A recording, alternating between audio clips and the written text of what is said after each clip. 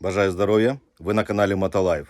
В цьому відео у нас щотижневий огляд ситуації на Бахмутському напрямку, де у нас ідуть просування, чому у нас так все йде повільно та яку зброю використовує ворог. Я тільки що давав інтерв'ю Еспресо ТВ, то спочатку подивимось, що я розповів. Поїхали. Це військовослужбовець 93-ї бригади «Холодний Яр». Слава Україні, пане Андрію. Героям слава. Що ж, просимо вас, власне, прокоментувати ситуацію в Кліщіївці, в околицях Кліщіївки. Знаємо, що теж є добрі новини з околиць Бахмута. Знаємо про наступальні дії наших Збройних сил. Просимо про подробиці, те, що можете нам розповісти, звичайно, без шкоди для захисників. Так, вже кілька тижнів вже йде кровопролитні просто бої на Бахмутському напрямку, і тут йдуть три фронти. Перший на Оріхово-Василівці, це де траса на Слов'янськ, то у нас там є просування, але там ворог дуже сильно контратакує. І завдяки нашій авіації тут працюють винищувачі та гелікоптери, відбиваємо ці контратаки і потрошку просуваємося. Це невелике просування, але ми тримаємо цю трасу і потрошки її просто відгризаємо, можна сказати. Другий фронт – це Берхівка та Хромове. Тут у нас є гарні просування на Берхівку. До вулиць Берхівки тут застається приблизно 800 метрів. А зі сторони Хромова трошки ми призупинились, тому що там є лісосмуга і там у ворога вистроєна оборона. Але Хромова для того, щоб правий фланг від Берхівки втримувати, то все ми відпрацьовуємо правильно і проходимо вперед. Все, що на карті Deep State показано, це не означає, що так воно є. Ми просунулись і далі, але це вже буде Генштаб розповідати. Далі у нас сама Кліщівка, та хочу сказати, що там ще більше у нас успіх, бо ми займаємо там саме висоти, ті, які нам стратегічно важні. До вулиць Кліщівки застається менше, ніж 400 метрів. Це, щоб ви розуміли, це вже автомат Калашников прострілює до цієї вулиці. Хочу сказати, що із всього, де йдуть бої, дуже йде затримка, та ми повільно просуваємося тільки із-за того, що ворог усе повністю замінував. Замінував від танків, від БТРів, також від піхоти. І продовжує мінувати дистанційно. Він стріляє снарядами, які розбрасують протипіхотні міни. І тому дуже повільно все йде, виважено, і так для того, щоб зберегти особовий склад. Також, що із нового, чому ми повільно просуваємось, ворог дуже щільно використовує FPV-дрони. Бо коли ми виїжджаємо на позиції для атакування, ворог за допомогою FPV-дронів, він вражає саме техніку перед нашим наступом, де виїжджає піхота для висадки. То, щоб там не казали, що ворог не використовує сучасні технології, то хочу вам сказати, що він вже наладив производство цих дронів FPV, і вже на деяких відрізках у нього їх більше, ніж у нас. Хоча ми перші почали використовувати ці дрони, і чому їх в достатній кількості ми виробляємо, я не знаю. Але ворог їх використовує і успішно. І із-за цього у нас іде просто повільне, але на нашому боці ініціатива та те, що ми атакуємо та йдемо вперед. Пане Андрію, від того, що ви сказали, власне, особливо коли ви говорили про тих 400 метрів, фактично зовсім близенько від населеного пункту, тобто це буквально вже от видно. В мене від цієї інформації, від того, коли я це чула, просто от сироти по руках пішли. Я собі тепер думаю, а як реагує, як зустрічає, чекає вас місцеве цивільне населення? Чи там ще хтось є в цих селах, в цих маленьких населених пунктах?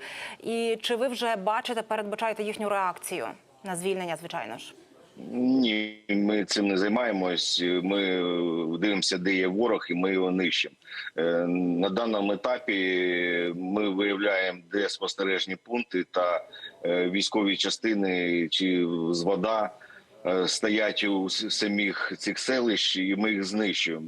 Так, там є ще мирне населення, але коли ворог їх тоді захоплював, всіх, хто хотів, вони виїхали, то ми зараз визволяємо свою землю, і ми не завлікаємо ні на що, ми зараз просто б'ємо ворога. Коли ми зайдемо до населеного пункту, тоді все буде зрозуміло, хто там застався і так далі.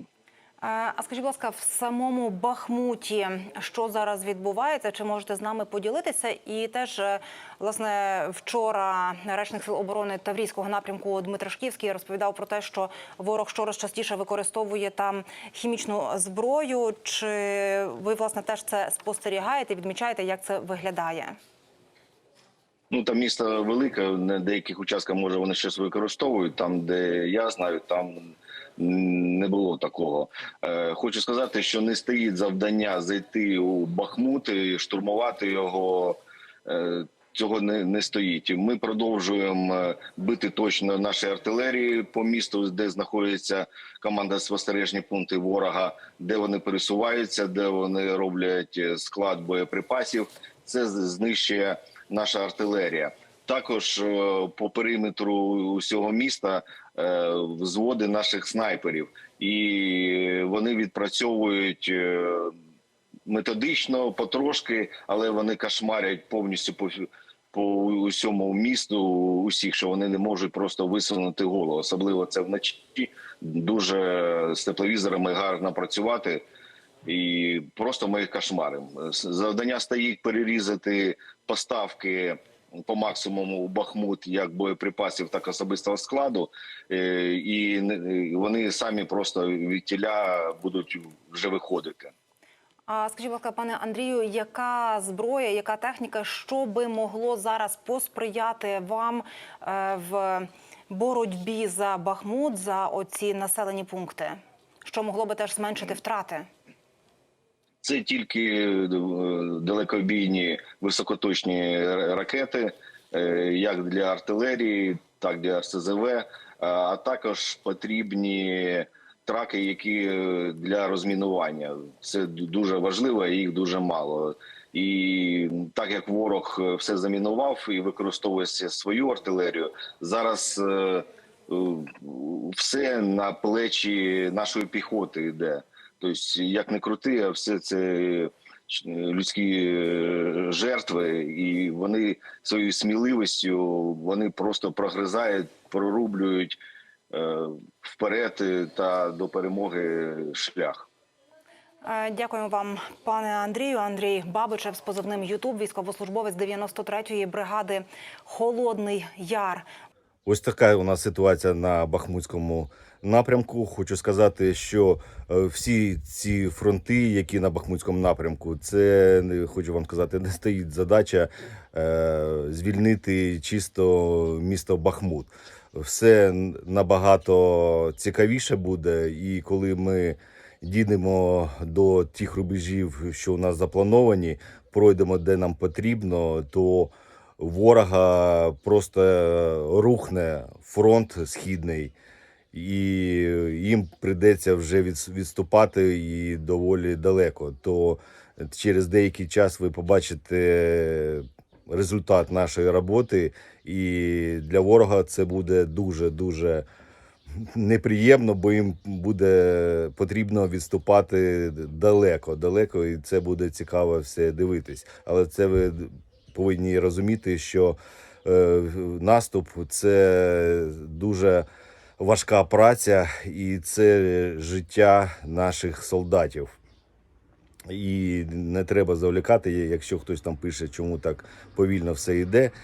Комусь там щось там не подобається, хай приїдуть до нас і покажуть, як треба воювати, як треба пришвидшити нашу перемогу. Ось, а хочу сказати, подякувати всім, хто продовжує допомагати нашому дивізіону та першому стрілецькому батальйоні у ремонтуванні автівок. Автівок у нас ще додавалось, перший стрілецький нам накидав ще автівок, то банка для ремонту автівок відкрита. Всі рахунки у описі цьому відео, то прошу вас не зупинятись, допомагати донатам для того, щоб ми відремонтували все і підготувалися для самого важливого наступу, те, що дуже-дуже скоро буде.